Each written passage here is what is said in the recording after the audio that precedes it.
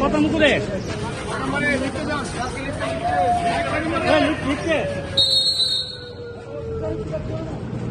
Sir লিখছে নাকি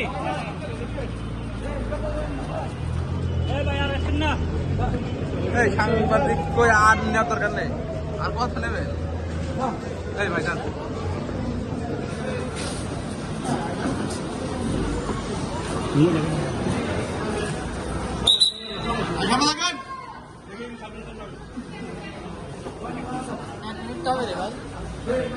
sir কত নম্বর?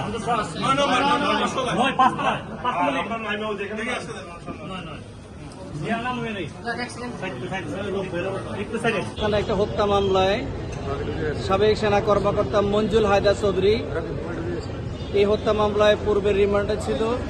রিমান্ড থাকা অবস্থায় রিমান্ড শেষে বিজ্ঞ আদালতে নিয়ে আসে এবং তদন্তকারী কর্মকর্তা পুনরায় এই মামলার অধিকতর তথ্য উদ্ঘাটন করার জন্য 7 দিনের রিমান্ড প্রার্থনা করেন।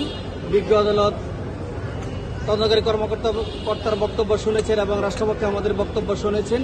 আমরা বলেছি যেহেতু এই সাবেক সেনা কর্মকর্তা 5 আগস্টের হত্যাকাণ্ডের সাথে উনি সম্পৃক্ততা ছিল, উনি তখন মাঠে কর্মরত অবস্থায় ছিলেন এবং ওনার সম্পৃক্ততা রয়েছে, সেক্ষেত্রে মামলা তদন্তকারী কর্মকর্তা এই মামলার গূঢ় রহস্য উদ্ঘাটন করার জন্য অধিকতর তদন্তের স্বার্থে 7 দিনের রিমান্ড প্রয়োজন। আসামি পক্ষ এই বিষয়ের উপর বক্তব্য রেখেছেন।